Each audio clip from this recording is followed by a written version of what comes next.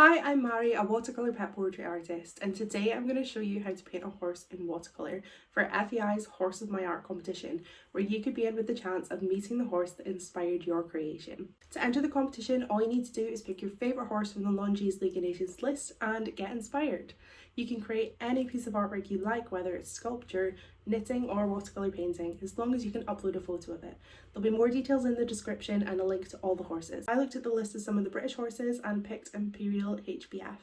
He reminded me of a horse I used to own called Heros, and I thought it'd be a really interesting one to paint. There's so many names for different colours of horses, but actually if you look at each horse individually, there's so many colours within that you can really exaggerate with watercolours, and that's why I love painting horses this way. So my first tip is to start with a sketch with watercolour painting.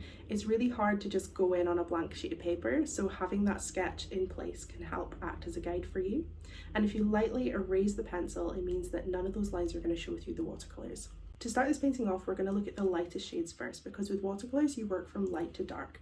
So you'll see that some of the highlighted areas are not pure white, so we want to start with a wash, and that simply means that you're going to add more water to your watercolour paints, and as you want to add in more details and depth, you can then start to introduce more paint to that mix.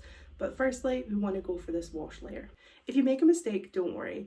It can be difficult to paint over your mistakes on watercolours, but if you work quickly when it's still wet, you can take a damp, clean brush and wipe away some of that colour, or a paper towel and just blot some of the excess away. I love working with watercolours because you can just sort of let them do their own thing. There's no point trying to control every aspect of it when you can create these really cool effects by leaning into letting it blend and bloom as it wants to. So these areas here are what I mean when I say letting the watercolours do their thing or talking about blooms. It's just when you've dropped in some water or dropped in some paint and the paint's been allowed to spread out naturally, and I think it just adds a really nice effect to your watercolour portraits. You'll see here that I'm just dropping in some colour into the wet area and letting them blend together to create a nice gradient effect. You can use this effect to add a bit of shine to their coat as well. So as you'll see here, I'm dropping in some more condensed colour to create a darker area, and then it blends into the light to create that shine effect. As I mentioned earlier, it's a good idea when working with watercolours to build up those layers to add depth to your painting. So once you finish that initial wash layer, you want to leave it to dry for a few hours, and then you can come back and add more defined details into the piece. Now, as you can see, I'm nearly finished this portrait.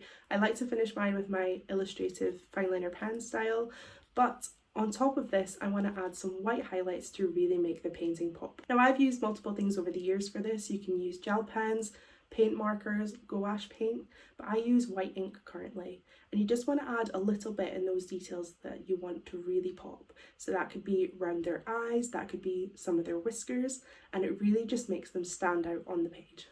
And here is all finished up. I hope this helps bringing the horse of your art to the page. For more art tips, you can follow me at Mairi Makes, and don't forget to check the description below on how to enter. Good luck!